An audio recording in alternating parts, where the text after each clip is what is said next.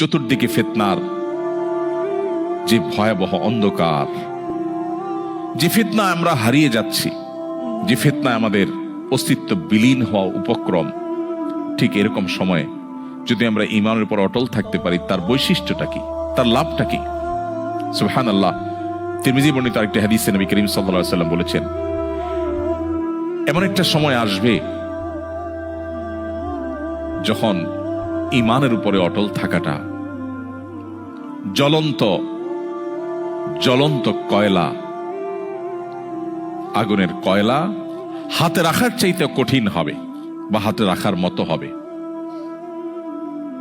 নবীজি বলেছেন, সেই সময় সবর করাটা, ঈমানের উপরে টিকে থাকাটা, সমাজের সবাই একটা স্রোতে দৌড়ায়, তার বিপরীতে দৌড়ানো সহজ বিষয় নয়।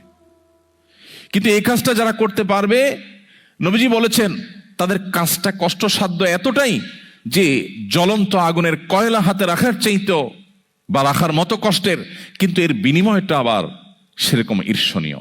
তিনি বলেছেন 50 জন মানুষ আমল করে যে পরিমাণ সওয়াব পাবে, ওই সময় এই রকম প্রতিকূল পরিবেশে যিনি নিজের ঈমানকে, নিজের আইডেন্টিটিকে, নিজের আমলকে, নিজের মুসলমানিত্বকে যে ব্যক্তি বুলন্দ করে রাখবে, উঁচু করে রাখবে, ধরে রাখতে পারবে, আল্লাহ তাআলা তাকে 50 জন মানুষের আমলের সমপরিমাণ সওয়াব তাকে দান করবেন। তিনি নামাজ পড়বেন 1 রাকাত, সওয়াব পাবেন 50 রাকাতের। তিনি রোজা রাখবেন একটা, সওয়াব পাবেন 50টার। তিনি হজ করবেন একটা, সওয়াব পাবেন 50টার। সাহাবীরা অবাক হয়ে গেলেন নবীজির এই কথা শুনে। তখন তো সেরকম কোনো পরিবেশ ছিল না, ঈমানের জন্য অনুকূল পরিবেশ ছিল মদিনাতে।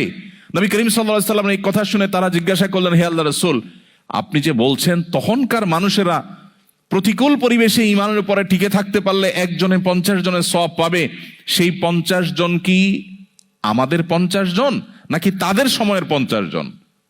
নবীজি তখন বলেছেন, আরে না, তাদের সময়ের না, তোমাদের মতো 50 জনের সওয়াব তারা পাবে। আল্লাহু আকবার।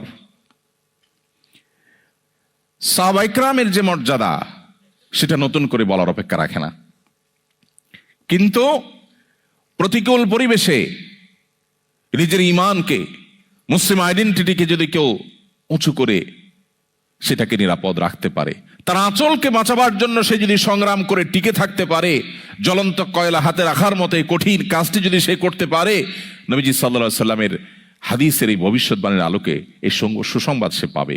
আল্লাহ তাআলা আমাদের সবাইকে শক্তিশালী ঈমানের অধিকারী হওয়ার মধ্য দিয়ে এই প্রতিকূল পরিবেশে আমাদের ঈমানকে, আমাদের আইডেন্টিটিকে, আমাদের ইসলামকে আল্লাহ তাআলা সেফ এবং নিরাপদ রাখার তৌফিক দান করুন।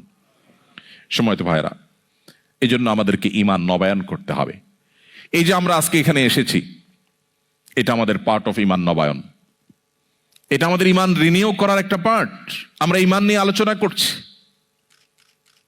সাহাবায়ে কেরাম রিদওয়ানুল্লাহি তাআলা আজমাইন তারা বলতেন, ইজলিস বিনা নুমিনু সাহাতান, আসো একটু বসো, একটু ঈমান নিয়ে কথা বলি। আজ আমরা কত গল্প, কত আড্ডা দিই, কত মজলিস আমাদের হয়, কিন্তু আমরা ঈমান নিয়ে কথা বলি না।